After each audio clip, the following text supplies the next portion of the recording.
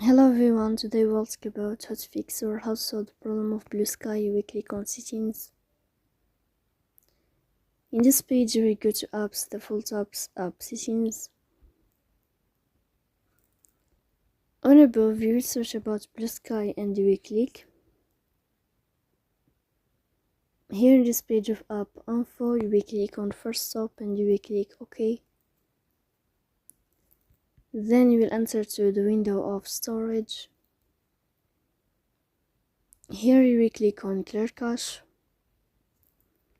But pay attention, don't click clear data because that can delete your account. Here you will go to Play Store. You will search about the application of Bluesky. Here you can uninstall your app and you can install it again, so please don't forget to support us by like and subscribe. See you next time and thank you for your watching.